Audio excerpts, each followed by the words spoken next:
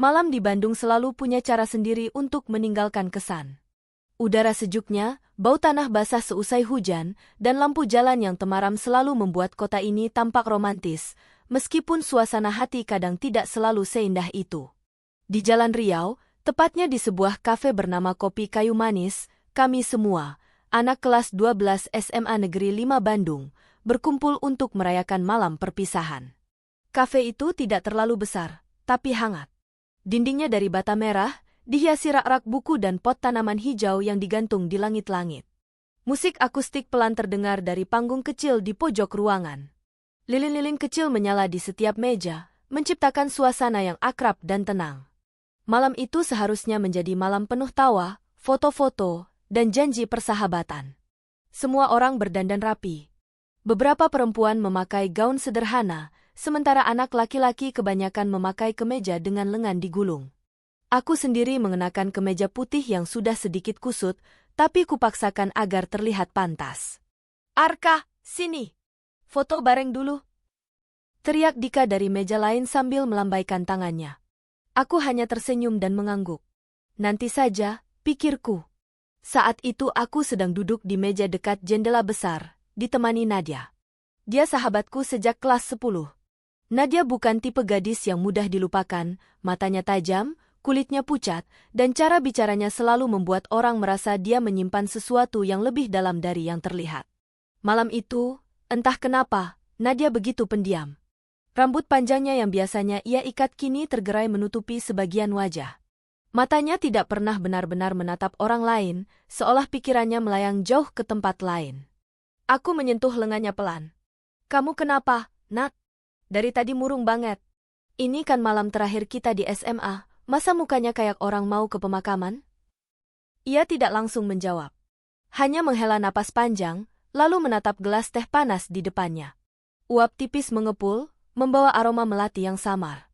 Saat aku hendak mengangkat gelasku sendiri, Nadia tiba-tiba bergerak cepat. Ia meraih pergelangan tanganku, matanya membesar, lalu berbisik lirih, nyaris tak terdengar di tengah riuh suara musik dan tawa teman-teman kami. "Jangan minum teh itu, baunya mencurigakan." Aku terdiam. Tangan kiriku masih menggenggam gelas panas yang setengah terangkat, tapi mendengar kata-katanya, aku meletakkannya kembali perlahan. "Nat, maksudmu apa?" Tanyaku pelan, berusaha menjaga nada suara agar tidak menarik perhatian. Nadia mendekatkan wajahnya. "Serius? Jangan diminum. Aku curiga ada sesuatu di dalamnya. Rasanya, bukan teh biasa." Aku mengernyit, menunduk ke arah gelas.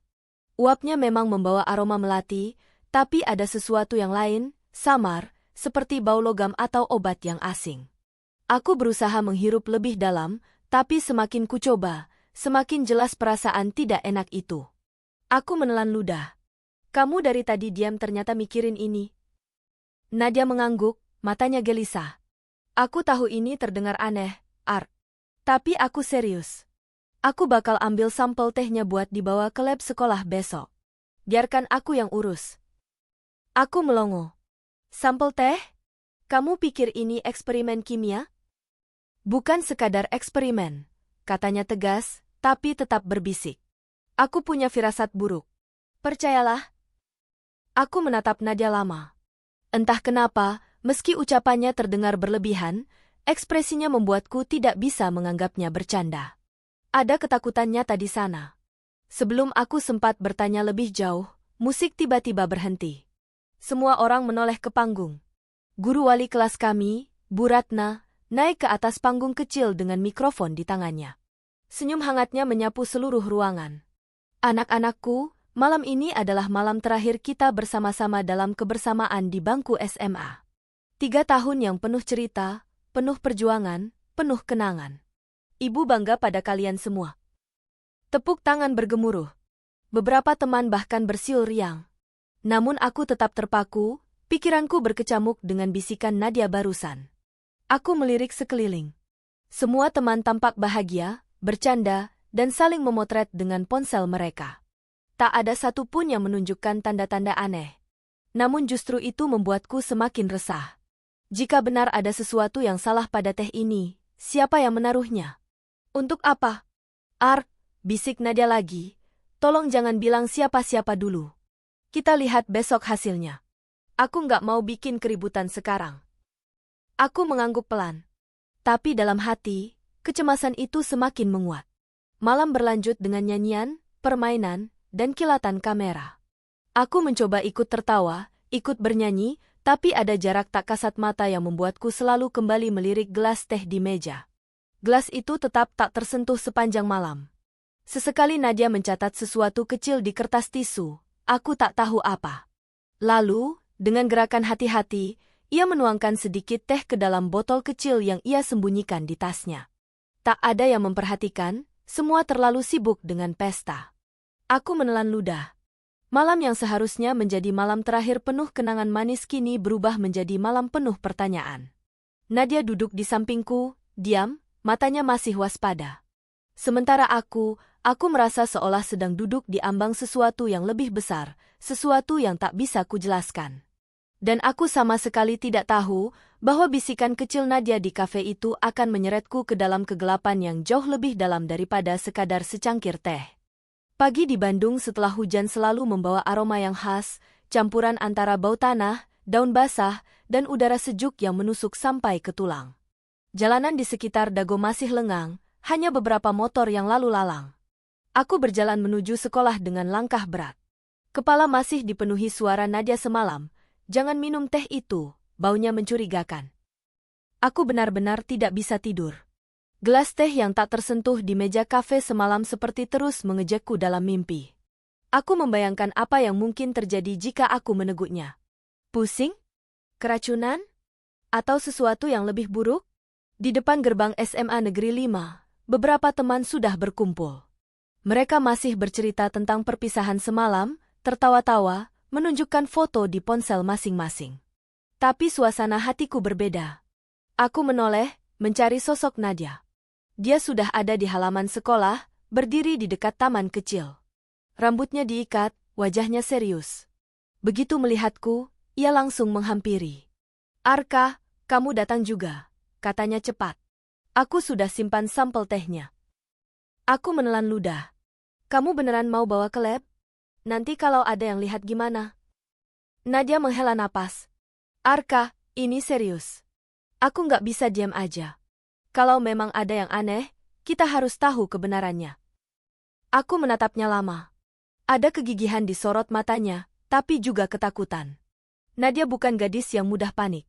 Sejak kelas 10, aku tahu dia selalu jadi orang yang paling logis, paling bisa menenangkan ketika teman-teman ribut. Justru itu yang membuatku resah. Kalau dia sampai seserius ini, berarti sesuatu memang benar-benar salah. Kami masuk ke laboratorium kimia di lantai 2. Ruangan itu sepi, hanya terdengar tetes air dari keran yang bocor. Bau alkohol dan zat kimia bercampur di udara.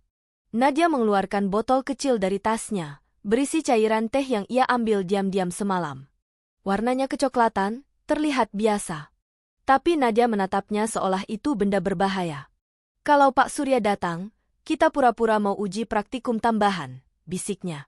Aku mengangguk, meski keringat dingin mulai mengalir di pelipis. Nadia dengan cekatan menyiapkan alat, tabung reaksi, pipet, larutan uji sederhana yang biasanya dipakai saat praktikum. Tangannya gemetar sedikit, tapi tetap sigap. Aku hanya bisa berdiri, memperhatikan. Beberapa menit pertama, semua tampak biasa. Teh itu bereaksi seperti cairan lain. Tapi kemudian, saat Nadia meneteskan pereaksi tertentu, cairan berubah warna menjadi keunguan samar. Wajahnya menegang. "Arka," suaranya serak. "Ada zat logam berat di sini. Aku nggak yakin jenisnya, tapi ini jelas bukan kandungan normal teh." Aku merasakan perutku mual. "Logam berat? Dalam teh yang disajikan untuk kami semalam?" Sebelum sempat aku bertanya lebih jauh, suara pintu berderit. "Pak Surya, guru kimia, masuk." Alisnya terangkat saat melihat kami. "Kalian ngapain di sini pagi-pagi?" Aku langsung gugup. Nadia lebih cepat menjawab. "Maaf, Pak. Saya cuma penasaran soal uji tambahan dari praktikum minggu lalu. Jadi saya coba lagi." Pak Surya menatap kami curiga, tapi akhirnya hanya menghela napas. "Ya sudah, jangan main-main dengan bahan kimia. Kalau mau eksperimen, harus izin dulu." Kami mengangguk patuh, Begitu beliau pergi lagi, Nadia langsung menutup rapat botol teh itu. Matanya berkilat, bukan sekadar takut, tapi juga tekad. Arka, ini berbahaya. Aku harus bawa ini lebih jauh. Aku akan lapor, entah ke siapa, mungkin ke polisi. Aku terperanjat. Polisi? Nat, jangan gegabah. Kalau ternyata cuma salah uji, nanti kita ditertawakan. Kalau ternyata nggak salah, gimana? Nadia menatapku tajam. Kalau semalam ada yang benar-benar berniat meracuni kita semua, apa kamu mau diam aja? Aku tak bisa menjawab. Kata-katanya menusuk tepat di ulu hati. Hari itu berjalan lambat. Di kelas, aku tidak bisa fokus mendengar suara guru. Teman-teman lain masih riuh dengan cerita semalam, mengunggah foto ke media sosial, bercanda soal siapa yang paling banyak menangis di acara perpisahan. Tapi bagiku, semua terdengar jauh. Pikiranku terus kembali ke botol kecil di tas Nadia. Saat jam pulang, Nadia menghampiriku lagi. Arka, aku sudah mantap. Besok aku akan bawa ini ke pihak yang lebih berwenang. Kalau perlu ke polisi. Aku terdiam, menimbang segala kemungkinan. Ada rasa takut, tapi juga rasa penasaran yang membakar. Nat, kalau kamu yakin, aku ikut. Aku nggak mau kamu hadapi ini sendirian. Nadia tersenyum tipis. Terima kasih. Aku butuh kamu. Aku tidak tahu apakah senyuman itu tulus atau hanya bentuk kelegaan sesaat. Tapi yang jelas, sejak hari itu, aku merasa hidupku mulai terikat pada sesuatu yang jauh lebih besar dari sekadar persahabatan.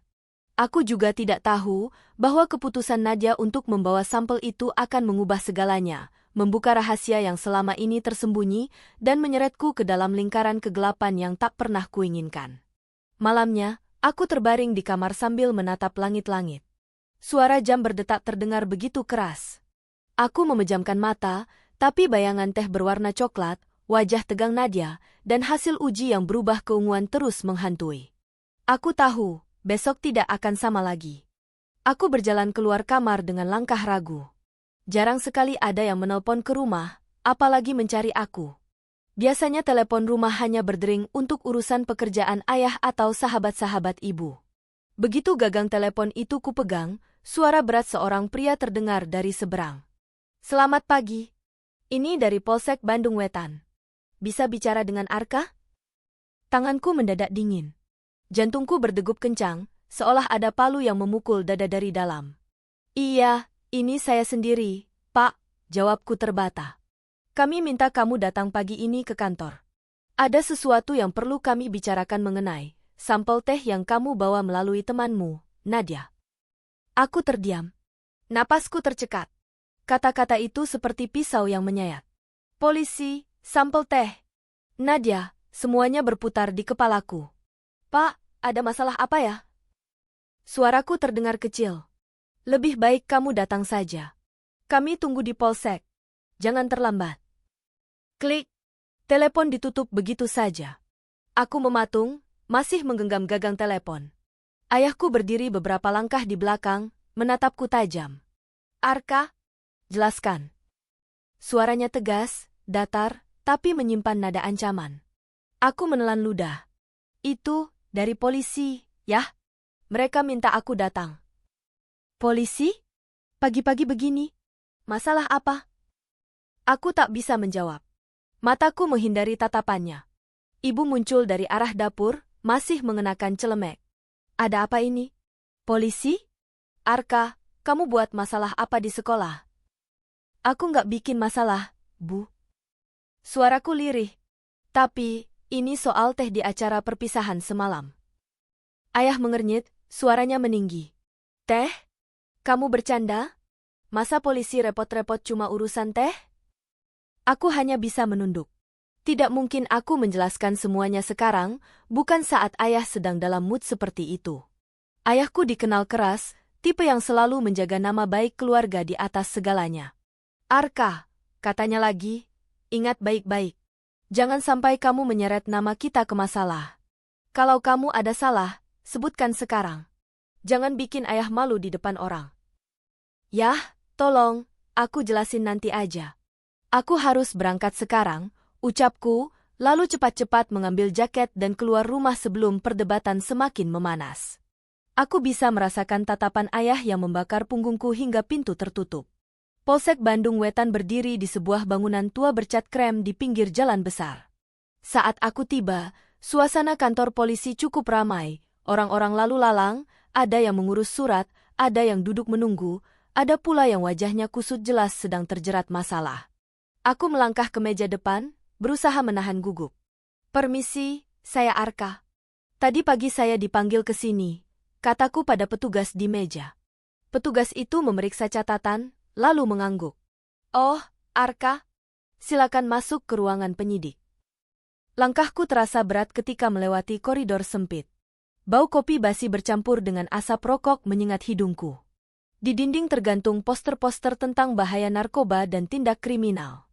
Aku tiba di sebuah ruangan dengan pintu setengah terbuka. Di dalamnya duduk seorang polisi paruh baya, berkacamata, dengan wajah serius. Di mejanya ada tumpukan berkas, secangkir kopi, dan sebuah botol kecil berisi cairan coklat yang langsung membuat jantungku berdegup lebih keras. "Itu pasti sampel teh Nadia." "Kamu Arka?" tanyanya. Aku mengangguk cepat. "Iya, Pak." "Duduk." Aku duduk di kursi kayu di hadapannya. Tanganku bergetar, ku coba sembunyikan di balik meja. "Baik, Arka," katanya pelan tapi tegas. "Kami sudah memeriksa sampel teh yang dibawa temanmu. Hasilnya, tidak main-main." Aku menahan napas. "Maksud Bapak?" Dia menatapku lurus, lalu menggeser sebuah kertas hasil lab ke arahku. Teh itu mengandung arsenik. Dosisnya rendah, tapi cukup untuk membuat orang sakit parah, bahkan bisa berakibat fatal kalau diminum berulang atau dalam jumlah lebih banyak. Kepalaku langsung berdenyut. Kata arsenik terasa asing tapi menakutkan. "Racun? Racun yang nyata." "Untungnya," lanjut polisi itu, "belum ada laporan siswa yang sakit setelah acara semalam. Tapi yang jelas, seseorang sengaja mencampurkan racun ini." Aku gemetar. "Pak, siapa yang bisa melakukan itu?" "Itu yang sedang kami selidiki." Ia menyandarkan tubuh, menyilangkan tangan. "Tapi ada hal penting yang harus kamu tahu, Arka. Dari semua sampel gelas yang kami periksa, hanya gelasmu yang mengandung kadar arsenik paling pekat. Artinya kemungkinan besar target utama racun itu, kamu." Aku membeku. Dunia seakan berhenti. "Untuk saya?" Suaraku hampir tidak keluar. Polisi itu mengangguk perlahan. "Ya, orang yang menaruh racun ini sepertinya memang berniat melukai atau membunuhmu." Aku menunduk, kepala terasa berat. Keringat dingin menetes dari pelipis. "Arka," suara polisi itu kembali terdengar tegas. "Apakah kamu punya musuh? Entah di sekolah, lingkungan rumah, atau bahkan dalam keluarga?" Pertanyaan itu menghantamku. "Misuh? Aku bukan siapa-siapa. Aku hanya anak SMA biasa. Tidak pernah berurusan dengan hal-hal berbahaya." Saya nggak tahu, Pak," jawabku terbata. "Teman-teman saya biasa saja. Guru juga nggak ada yang benci saya. Keluarga saya pun." Aku berhenti. Bayangan wajah ayah tiba-tiba muncul, keras, penuh tekanan. Tapi aku cepat menggeleng. "Tidak, Pak. Setahu saya, nggak ada." Polisi itu menatapku lama, seolah mencari kebohongan di wajahku. "Baik. Kalau begitu, ingat baik-baik. Kalau ada sesuatu, sekecil apapun, yang terlintas di kepalamu, segera lapor. Karena nyawamu jelas sedang dalam bahaya." Aku hanya bisa mengangguk. Ketika keluar dari polsek, matahari sudah naik tinggi. Jalanan dipenuhi mobil dan motor, suara klakson bersahut-sahutan. Tapi bagiku semua terasa hampa. Kata-kata polisi itu terus terngiang. "Target utama racun itu kamu." Aku berjalan tanpa arah, melewati toko-toko di sepanjang jalan. Tanganku gemetar, dadaku sesak. Aku merasa seolah semua orang yang kulihat menatapku dengan rahasia. Di halte, aku duduk termenung. Bayangan teman-temanku di kafe semalam berkelebat satu persatu. Dika, dengan tawa kerasnya. Tania, yang sibuk mengambil foto. Bima, yang diam saja di pojok. Bahkan Nadia, yang justru memperingatkanku.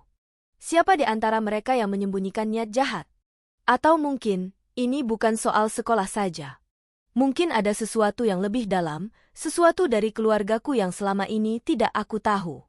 Pikiran itu membuat tubuhku merinding. Malamnya, di rumah, suasana jauh dari tenang. Ayah duduk di ruang tamu dengan wajah kelam, sementara ibu terlihat cemas, mondar-mandir. Apa yang sebenarnya terjadi di sekolah, Arka? Tanya ibu dengan suara bergetar. Polisi menelpon pagi-pagi, kamu dipanggil, tolong jangan bikin kami buta begini. Aku menunduk. Itu cuma, ada teh di acara perpisahan yang ternyata berbahaya. Nadia bawa sampelnya ke sekolah, lalu kamu kenapa yang dipanggil? Potong ayah tajam. Kenapa bukan Nadia? Aku tak bisa menjawab. Bagaimana aku bisa bilang bahwa target racun itu adalah aku? Aku takut kalau itu justru membuat ayah semakin murka. Ayah tidak mau dengar nama keluarga kita dikaitkan dengan hal memalukan, katanya dingin. Kalau ada yang menyasar kamu, berarti ada alasan. Dan ayah ingin tahu alasannya. Aku menggigit bibir, memilih diam. Dalam hati, aku tahu, ayah menyimpan sesuatu. Entah apa, tapi jelas ada rahasia yang ia sembunyikan. Dan aku semakin yakin, kasus teh beracun ini bukan kebetulan. Ada sesuatu yang jauh lebih kelam di baliknya. Bandung sore itu terasa lebih suram dari biasanya. Langit mendung, awan kelabu menggantung rendah seolah hendak menelan seluruh kota. Jalanan di sekitar sekolah dipenuhi genangan sisa hujan siang tadi, membuat aroma aspal basah menusuk hidung. Aku melangkah masuk ke halaman SMA Negeri 5 dengan langkah berat, seakan-akan setiap batu di tanah mengikat kakiku. Sejak panggilan polisi kemarin, hidupku tak lagi sama. Aku menjadi pusat tatapan aneh, bisik-bisik lirih yang berhenti setiap kali aku melangkah masuk ke kelas. Rasanya seperti ada mata-mata tersembunyi yang mengawasiku dari segala arah. Di kelas, suasana lebih riuh dari biasanya. Beberapa teman terlihat heboh membuka ponsel, saling memperlihatkan sesuatu. Aku melirik, dan jantungku serasa turun ke perut. Grup kelas di media sosial mendadak penuh dengan kabar. Katanya ada racun di teh pas perpisahan. Arka yang hampir kena. Polisi udah turun tangan. Semua nama itu, semua kalimat itu, menunjuk ke arahku. Aku masuk, dan seketika ruangan hening. Tatapan mereka menusuk, campuran rasa ingin tahu, takut, dan entah apa lagi. Seperti aku ini makhluk aneh yang baru saja keluar dari berita kriminal di televisi. Dika, teman sebangkuku sejak kelas 10, mencoba tersenyum. Bro, katanya kamu kemarin dipanggil polisi ya? Nada suaranya terdengar ringan, tapi matanya menyelidik. Aku menghela napas. Iya, cuma dimintai keterangan. Nggak ada apa-apa. Serius, Kak? Tania, si gadis cerewet yang selalu jadi pusat gosip, ikut menyela. Soalnya ada yang bilang racunnya tuh ditaruh di gelas kamu doang. Kok bisa ya? Siapa yang benci sama kamu sampai segitunya? Pertanyaan itu membuat seluruh kelas menoleh ke arahku, menunggu jawaban. Aku menelan ludah, mencari kata-kata yang tepat. Aku juga nggak tahu. Jawabku singkat, mencoba menutup percakapan. Tapi justru jawaban itu menambah kegaduhan. Mereka berbisik-bisik lagi, beberapa malah terang-terangan saling bertukar pandang, seolah mencari siapa tersangka di antara kami. Aku duduk di bangkuku, merasa terasing di kelas yang sudah kutinggali 3 tahun. Dada terasa sesak. Sepulang sekolah, aku mendapati Nadia menunggu di gerbang. Rambutnya dibiarkan terurai, wajahnya serius. Begitu melihatku, ia langsung menghampiri. Arka, kita harus bicara, katanya tegas. Kami berjalan menyusuri jalan menuju kafe kecil di dekat Jalan Riau. Tempat itu sepi sore hari, hanya ada 2 pelanggan lain yang duduk di sudut. Kami memilih meja di belakang, jauh dari telinga orang lain. Nadia menatapku lama sebelum bicara. Aku tahu kamu dipanggil polisi kemarin. Dan aku tahu hasilnya. Aku terkejut. Kamu tahu dari mana? Polisi juga menghubungi aku, jawabnya cepat. Karena aku yang pertama kali menyerahkan sampel itu. Mereka bilang kadar arsenik tertinggi ada di gelasmu. Aku menghela napas berat. Jadi kamu juga tahu aku targetnya. Nadia mengangguk pelan. Iya. Dan itu berarti seseorang memang berniat melukaimu, Arka. Pertanyaannya, siapa? Aku terdiam. Pikiran kembali berputar ke wajah-wajah teman semalam. Aku takut, Nat, kataku lirih. Kenapa harus aku? Aku nggak pernah bikin masalah sama siapapun. Sama siapapun. Tapi pasti ada alasannya. Nadia mendekat, suaranya mengecil. Arka, kamu yakin nggak ada rahasia yang kamu sembunyikan? Sesuatu yang mungkin bikin orang dendam? Pertanyaan itu menusukku. Aku langsung teringat pada ayah. Wajahnya yang dingin, suaranya yang menekan.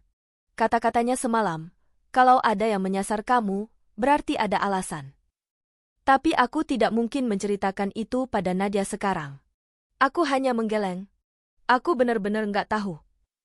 Nadia terdiam sebentar, lalu membuka tasnya. Dari dalam, ia mengeluarkan sebuah amplop coklat. Aku dapat ini di lokerku pagi tadi, katanya pelan. Aku menatapnya bingung. Apa itu? Ia menyodorkannya padaku. Dengan tangan gemetar, aku membuka amplop itu. Isinya hanya selembar kertas putih, dengan tulisan tangan yang agak kasar. Jangan ikut campur. Kalau tidak, kau yang akan jadi berikutnya. Aku merasakan tubuhku kaku.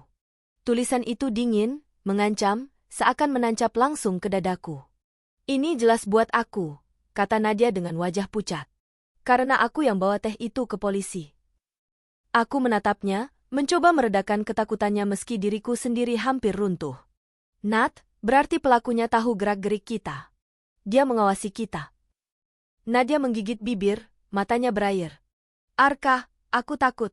Tapi kalau kita diam saja, orang itu akan bebas melakukan apapun. Besok-besok bisa jadi bukan cuma kamu atau aku yang kena. Aku meraih tangannya, berusaha meyakinkan. Kita nggak boleh berhenti. Justru ini bukti kita di jalur yang benar. Pelaku mulai panik.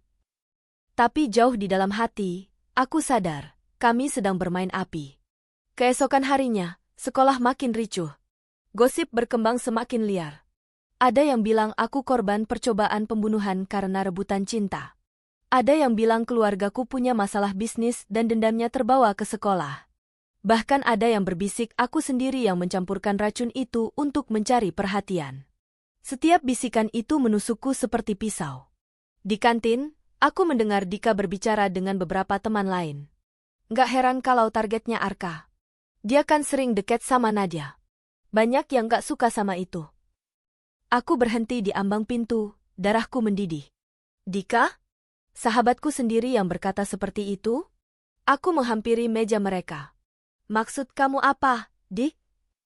Suaraku keras, membuat semua menoleh. Dika terlihat kaget, lalu tersenyum canggung. Nggak maksud apa-apa, Kak. Cuma bercanda. Bercanda? Suaraku meninggi. Kamu tahu nggak, ini nyawa taruhannya. Kantin mendadak hening. Semua orang menatap kami.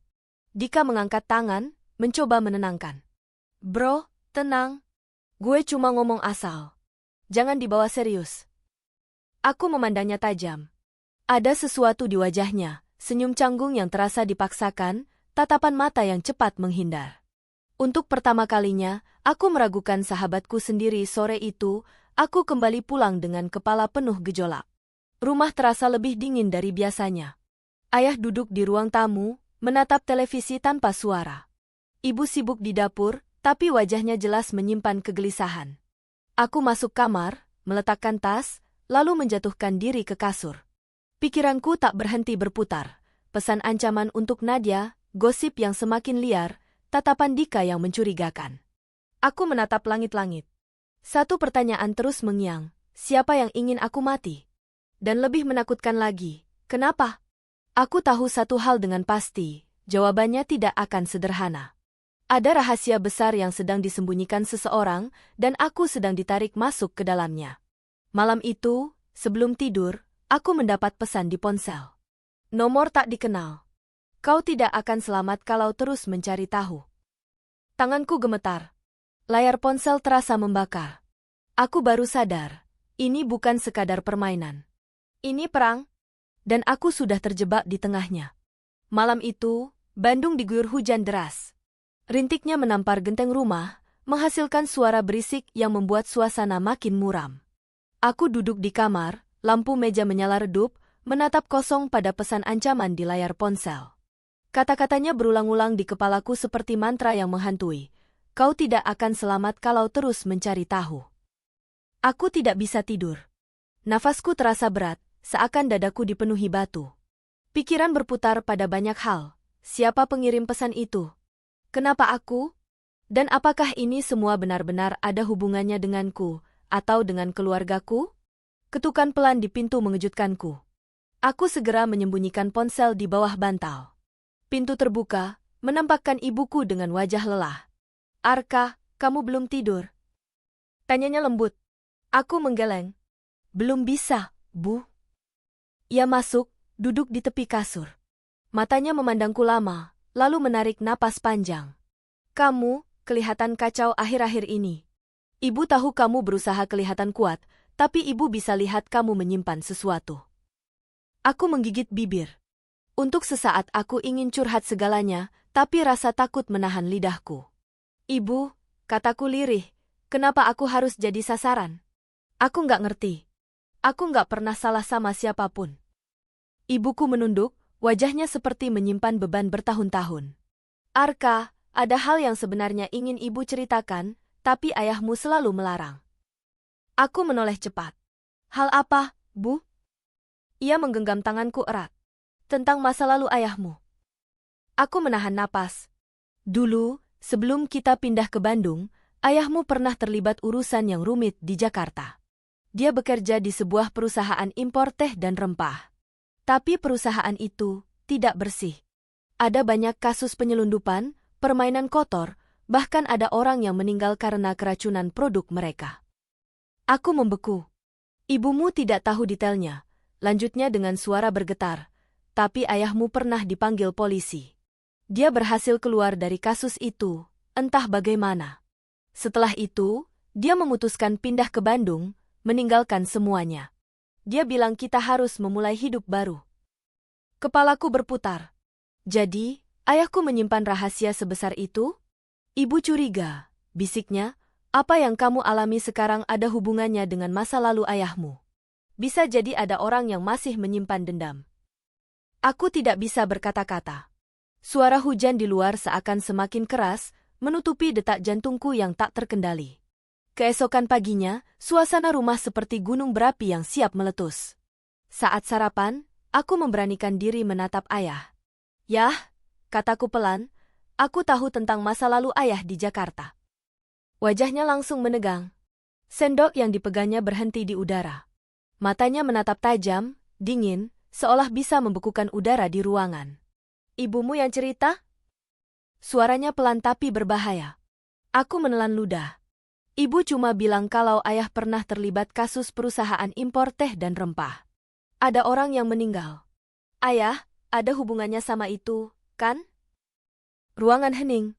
Hanya terdengar suara jam dinding berdetak. Ibuku menunduk, tampak ketakutan. Akhirnya ayah meletakkan sendoknya, menatapku tajam.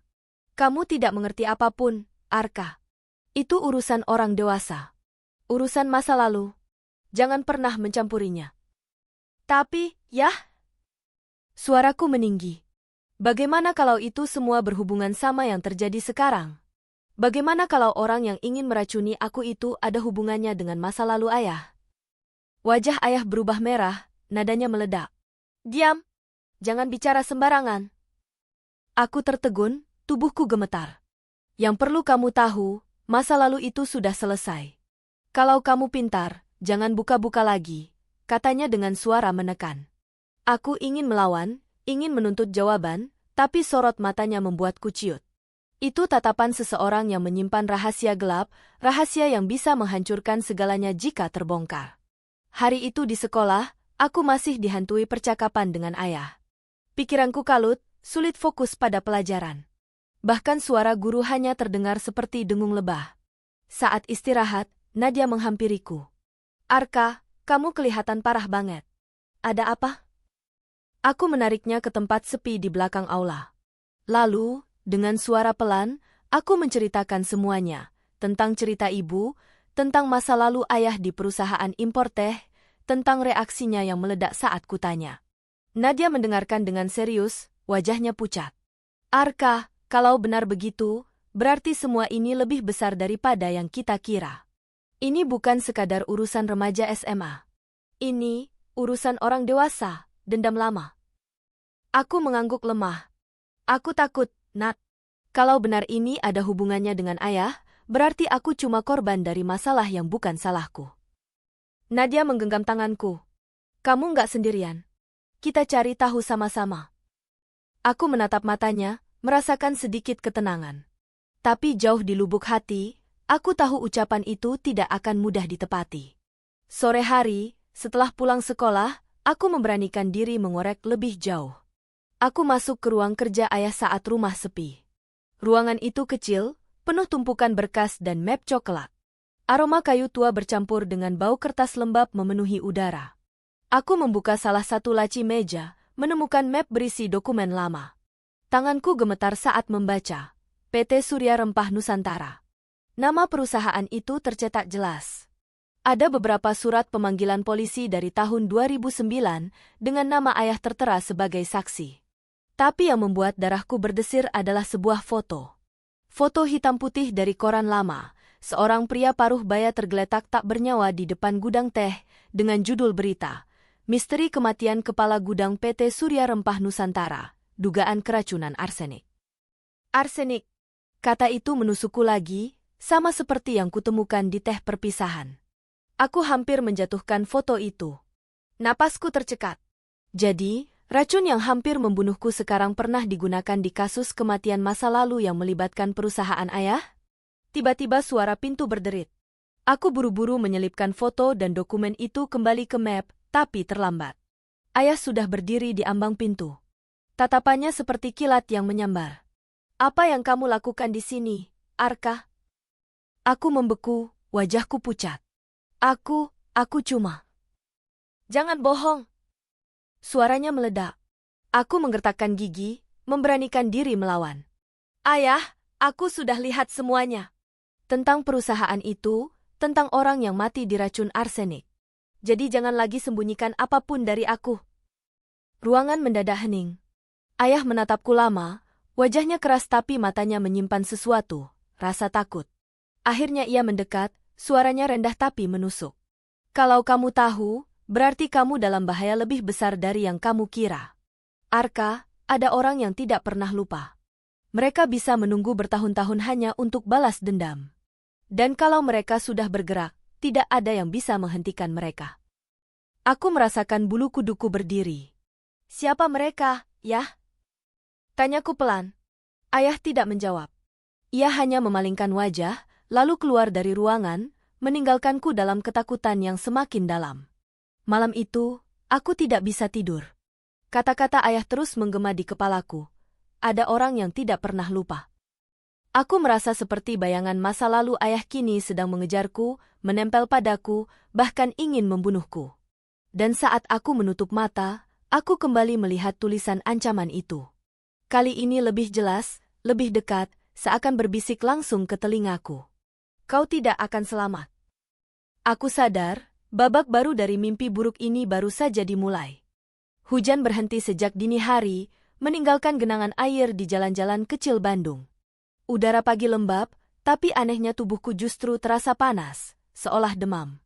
Aku memandangi bayanganku di cermin kamar, mata merah, kantung hitam pekat, dan wajah pucat. Malam tadi aku tidak tidur sama sekali. Kata-kata ayah masih terus bergaung di kepalaku. Ada orang yang tidak pernah lupa. Mereka bisa menunggu bertahun-tahun hanya untuk balas dendam. Aku menggenggam ponsel, berharap ada pesan dari Nadia, sesuatu yang bisa menenangkan pikiranku. Tapi layar kosong. Tidak ada notifikasi. Yang ada hanya rasa resah yang semakin menebal. Perjalanan ke sekolah pagi itu terasa berbeda. Biasanya aku berangkat naik motor sendiri, menyusuri jalan-jalan padat dengan kepala tertunduk. Tapi kali ini aku merasa ada yang mengikutiku. Setiap kali menoleh ke spion, ada motor hitam dengan pengendara berjaket tebal dan helm full face. Jaraknya tidak pernah jauh. Aku mempercepat laju motor, menyalip angkot yang berhenti mendadak. Motor hitam itu ikut mempercepat. Nafasku memburu, tangan menggenggam setang erat-erat. Ini cuma kebetulan, mungkin cuma perasaan, bisikku, mencoba menenangkan diri. Tapi saat aku sengaja masuk ke jalan kecil dekat Ciumbuleuit, motor itu tetap mengikuti. Tak ada lagi keraguan, aku memang sedang diikuti. Panik, aku langsung memotong jalur menuju sekolah. Begitu sampai di parkiran SMA Negeri 5, aku memarkir motorku terburu-buru. Saat menoleh lagi, motor hitam itu sudah berhenti di seberang jalan, tepat menghadap gerbang sekolah. Pengendara itu tidak turun, hanya duduk diam. Helmnya menghadap lurus padaku, seperti menatap langsung ke mata. Aku tercekat. Nafasku memburu. Aku cepat-cepat masuk ke halaman sekolah, seolah dinding gedung bisa melindungiku. Tapi bahkan di dalam kelas pun, rasa diawasi itu tidak hilang. Nadia duduk di sampingku, memperhatikan wajahku yang pucat. Arka, kamu kenapa? Mukamu kayak orang habis lihat hantu. Aku menelan ludah. Aku diikuti. Alisnya terangkat. Diikuti siapa? Aku menceritakan motor hitam itu, bagaimana dia tidak berhenti mengikutiku sampai sekolah. Nadia mendengarkan dengan serius, wajahnya berubah tegang. Arka, ini udah keterlaluan. Kalau benar ada yang mengikutimu, berarti mereka tahu semua gerak-gerikmu. Kamu harus hati-hati. Aku mengangguk, meski rasa takut sudah menelan sebagian besar logikaku. Saat bel masuk berbunyi, kelas menjadi riuh. Suara kursi bergeser, buku-buku dibuka. Tapi pikiranku tidak bisa fokus. Setiap kali aku menoleh ke jendela, aku merasa ada sepasang mata di luar sana, memperhatikanku. Istirahat siang, aku pergi ke kantin bersama Nadia. Kami duduk di pojok, jauh dari keramaian. Aku hampir tidak menyentuh makanan yang kubeli, hanya memainkan sendok dengan gelisah. Nadia mencondongkan tubuh. Arka, aku mikir, mungkin ini bukan cuma tentang perusahaan ayahmu. Bisa jadi orang yang mengikutimu sekarang terhubung langsung sama kasus arsenik yang dulu. Mereka bisa aja masih nyimpen bukti, atau malah ingin kamu jatuh sebagai gantinya. Aku mendongak. Maksudmu, mereka mau aku jadi kambing hitam? Nadia mengangguk. Atau korban berikutnya? Aku terdiam. Jantungku berdegup kencang. Tiba-tiba, ponselku bergetar. Sebuah pesan masuk dari nomor tak dikenal.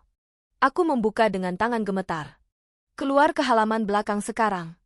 Kalau tidak, Nadia akan jadi korban berikut. Darahku seolah berhenti mengalir. Aku menatap Nadia dengan mata melebar. Ada apa, Arka? Tanyanya khawatir. Aku langsung berdiri. Ikut aku sekarang. Jangan tanya dulu.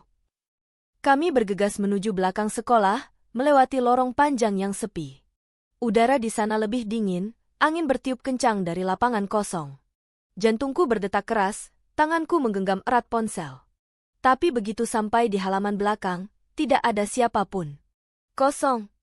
Hanya deretan pohon, gudang tua, dan suara angin. Aku melangkah hati-hati, Nadia di belakangku. Nggak ada siapa-siapa, Apa mungkin jebakan? Aku hendak menjawab ketika tiba-tiba sesuatu melayang di udara, sebuah botol kecil yang dilempar dari arah gudang. Botol itu jatuh tepat di kakiku, pecah berantakan. Cairan di dalamnya menyebar, menimbulkan bau menyengat. Nadia menjerit, menutup hidung. Aku mundur selangkah, jantungku hampir copot. Cairan itu berwarna bening, tapi aromanya menusuk, seperti campuran logam dan asam. Aku tahu instingku benar, itu racun. Aku menoleh cepat, mencoba mencari siapa yang melempar botol itu. Di kejauhan, di balik kaca gudang, ada bayangan hitam. Seseorang berdiri di sana, mengawasi kami. Tapi begitu aku hendak mendekat, bayangan itu menghilang. Aku gemetar. Kita harus pergi dari sini. Nadia mengangguk, wajahnya pucat. Kami segera kembali ke koridor, berlari tanpa menoleh lagi. Saat sampai di depan kelas, nafasku terengah-engah. Arka, suara Nadia bergetar. Ini sudah jelas. Ada orang yang benar-benar mau bunuh kamu. Dan mereka nggak main-main. Aku menatap tanganku yang masih gemetar. Aku tahu, Nat. Dan aku rasa, aku sudah terlalu dalam terjebak. Sepulang sekolah, aku tidak langsung pulang. Aku merasa rumah tidak lagi aman, apalagi setelah tahu masa lalu ayah. Jadi aku memilih berjalan sendirian menyusuri jalan Dago, melewati pertokoan, lampu jalan mulai menyala. Setiap langkah terasa berat. Aku tidak tahu harus percaya pada siapa lagi. Polisi? Mereka mungkin terhubung dengan masa lalu ayah. Teman lain? Aku bisa menyeret mereka ke dalam bahaya. Dan di tengah kebingungan itu, aku kembali merasa diawasi. Dari kaca etalase toko, aku melihat pantulan, motor hitam itu lagi. Tidak jauh di belakang, bergerak pelan, tapi pasti. Aku menggertakkan gigi, mempercepat langkah. Tapi motor itu tetap mengikuti. Hingga akhirnya aku berlari ke sebuah gang sempit, mencoba menghindar. Nafasku memburu, suara langkahku menggema di antara dinding bata. Namun saat aku menoleh lagi, motor itu sudah tidak ada. Jalan kosong. Hanya kesunyian. Aku berdiri di sana, gemetar, keringat dingin membasahi pelipis. Lalu, suara berbisik terdengar dari kegelapan. Suara berat, serak, seolah berasal dari dalam kepalaku. Kau tidak akan selamat, Arka. Kau sudah masuk terlalu jauh. Aku terperanjat, mataku liar mencari sumber suara. Tapi tidak ada siapapun.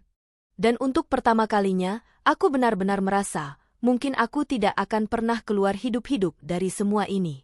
Malam itu, aku menceritakan kejadian botol racun kepada Nadia lewat telepon. Suaranya panik di seberang. Arka, kamu harus lebih hati-hati. Mereka bukan cuma main ancaman. Mereka sudah mulai bertindak. Kalau tadi cairan itu kena kulitmu, bisa fatal. Aku menelan ludah. Aku nggak ngerti, Nat. Kenapa aku? Kenapa mereka nggak langsung ke ayah, kalau ini semua tentang masa lalunya? Ada jeda lama sebelum Nadia menjawab. Mungkin, karena kamu lebih mudah diserang. Dan dengan melukaimu, mereka bisa balas dendam ke ayahmu dengan cara yang paling kejam. Kata-katanya menusuk dalam. Aku menutup mata, membiarkan keheningan menelan kami berdua. Hanya ada satu hal yang kini jelas bagiku. Bayangan yang membuntutiku tidak akan berhenti. Mereka sudah menargetkan aku, dan mungkin juga Nadia. Dan aku tidak tahu, kapan bayangan itu akhirnya akan berubah menjadi tangan yang benar-benar mencekik leherku. Langit malam itu berwarna kelabu, seolah menyimpan rahasia yang sama beratnya dengan dadaku. Hujan rintik turun pelan, menimpa genteng rumah dan dedaunan. Aku duduk di kamar dengan lampu mati, hanya ditemani cahaya layar ponsel. Pesan ancaman terakhir masih terpampang jelas. Kau tidak bisa lari dari masa lalu keluargamu. Aku sudah tidak tidur selama 2 hari penuh. Setiap suara di luar jendela membuatku terlonjak. Setiap bayangan di dinding membuatku curiga. Dan yang lebih parah, Nadia. Ia sekarang ikut terancam, hanya karena dekat denganku. Aku tahu satu hal. Aku tidak bisa lagi hanya menunggu. Kalau aku tidak mencari kebenaran, cepat atau lambat aku atau Nadia akan jadi korban. Keesokan paginya aku memutuskan untuk menemui ayah. Sejak perbincangan kami malam itu, aku belum berani menanyakannya lagi. Tapi sekarang, tidak ada waktu lagi untuk diam. Ayah duduk di ruang tamu, menatap kosong ke arah televisi yang menyala tanpa suara. Wajahnya letih, mata cekung. Ayah, suaraku pelan tapi mantap. Aku harus tahu semuanya. Tentang teh itu, tentang perusahaan, tentang orang-orang yang sekarang mengikutiku. Aku nggak bisa terus-terusan hidup dalam gelap. Ayah menoleh lambat. Matanya merah, seperti menahan sesuatu yang lama dipendam. Ia menghela napas panjang. Arka, kalau kau tahu kebenarannya, hidupmu tidak akan pernah sama. Aku menatapnya lurus. Hidupku sudah tidak sama sejak malam perpisahan itu. Jadi katakan. Ayah terdiam lama, sebelum akhirnya bangkit. Ia masuk ke kamarnya, lalu kembali dengan sebuah kotak kayu tua. Kotak itu penuh debu, seolah sudah puluhan tahun tidak dibuka. Dengan tangan gemetar, ia menyerahkan padaku. Semua ada di sini. Aku membuka perlahan. Di dalamnya ada berkas-berkas perusahaan lama, surat-surat, dan sebuah foto. Foto itu memperlihatkan ayah bersama 3 orang lain, 2 pria, 1 wanita. Mereka tersenyum di depan pabrik teh. Ayah dulu bekerja sama dengan mereka. Ayah mulai bercerita. Suaranya berat, parau. Kami membangun bisnis teh herbal. Awalnya jujur, alami. Tapi salah satu dari mereka, Rifki namanya, mengusulkan untuk menambahkan zat tertentu supaya lebih tahan lama. Itu yang membuat teh jadi berbahaya. Aku menolak. Tapi mereka tetap melakukannya, diam-diam. Aku menelan ludah. Terus, skandal arsenik itu? Itu ulah mereka, ayah menunduk. Tapi yang dijadikan kambing hitam adalah aku. Mereka menanam bukti, lalu kabur meninggalkanku. Aku harus menanggung semua aib itu. Perusahaan hancur. Nama keluarga kita rusak. Kepalaku berdengung. Jadi selama ini, ayah bukan pelaku, tapi korban pengkhianatan? Tapi siapa yang membalas dendam sekarang? Ayah, siapa mereka sekarang? Ayah terdiam lama. Tangannya bergetar. Aku dengar Rifki masih hidup. Dia yang paling licik di antara kami. Dan kalau benar kau sekarang dibuntuti, aku tidak ragu, jalah dalangnya. Sore itu, aku menceritakan semuanya pada Nadia di sebuah warung kopi kecil dekat Braga. Hujan deras turun di luar, membuat kaca jendela berembun. Nadia mendengarkan tanpa menyela, matanya tajam, sesekali menatap ke arah luar jendela seperti khawatir ada yang mengawasi. Jadi, semua ini ulah Rifki? Tanyanya akhirnya. Aku mengangguk pelan. Ayah bilang begitu. Tapi aku masih nggak ngerti kenapa sekarang.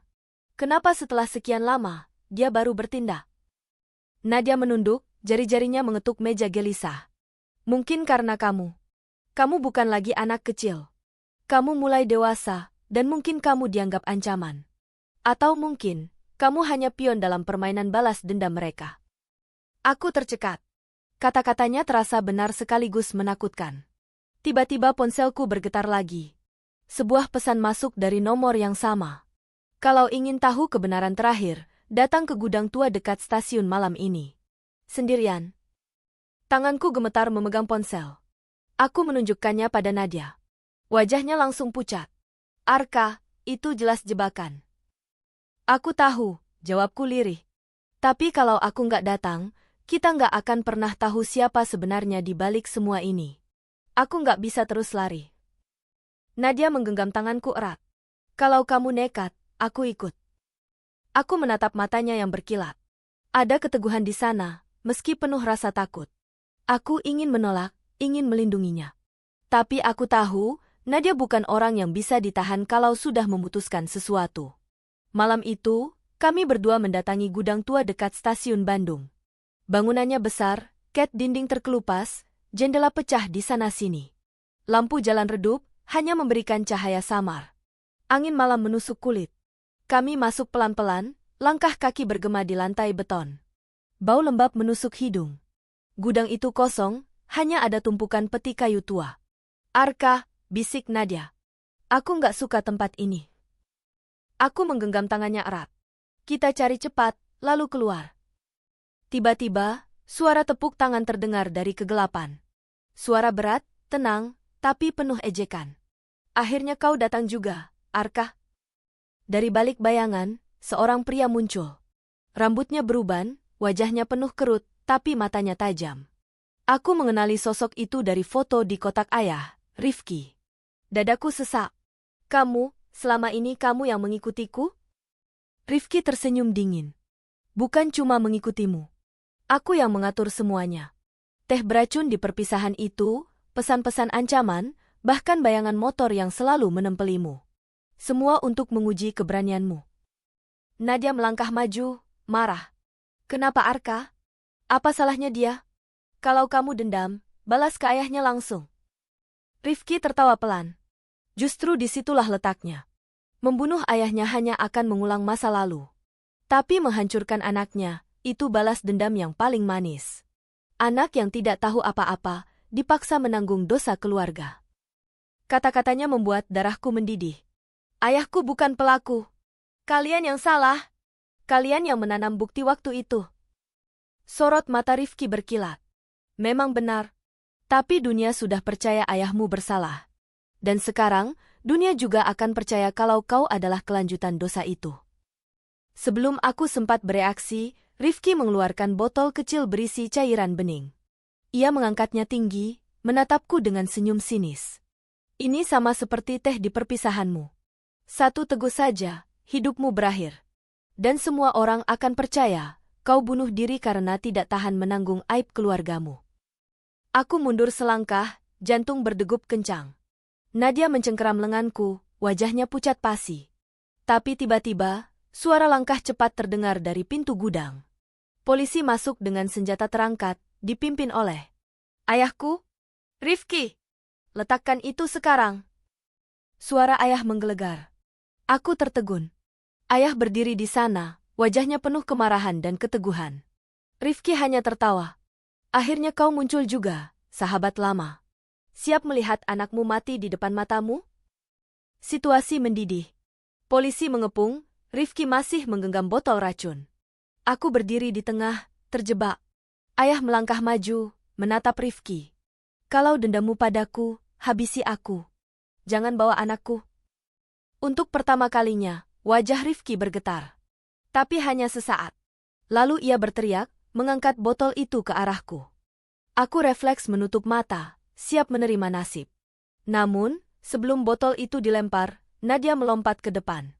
Dengan cepat, ia menepis tangan Rifki. Botol pecah di lantai, cairan menyebar, aroma menyengat menusuk hidung. Aku menjerit. Nadia? Dalam kekacauan itu, polisi langsung menyerbu. Rifki dipukul jatuh, tangannya diborgol paksa. Ia masih tertawa histeris meski wajahnya berlumuran darah. Semua belum selesai, kalian semua akan menanggungnya. Teriaknya sebelum dibawa pergi.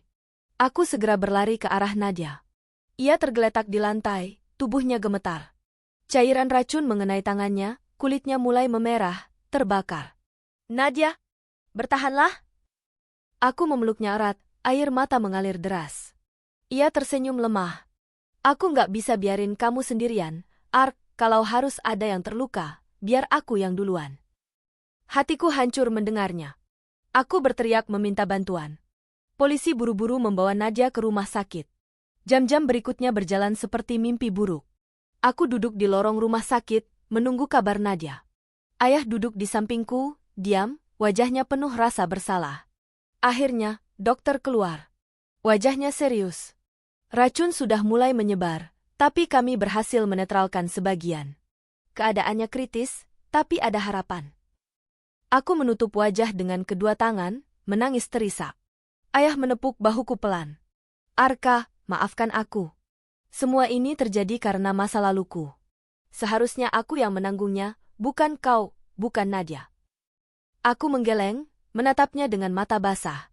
Yang penting sekarang, Nadia harus selamat. Aku nggak peduli lagi siapa yang salah, siapa yang benar. Aku cuma mau dia hidup. Hari-hari berikutnya penuh kecemasan. Nadia dirawat intensif, tubuhnya lemah tapi perlahan membaik. Aku hampir tidak pernah meninggalkan rumah sakit. Setiap kali ia membuka mata dan tersenyum kecil padaku, rasanya seluruh beban dunia sedikit terangkat. Rifki? Ia kini ditahan, menunggu persidangan. Tapi kata-kata terakhirnya masih menghantuiku. Semua belum selesai. Dan dalam hati kecilku, aku tahu, bayangan itu belum benar-benar pergi.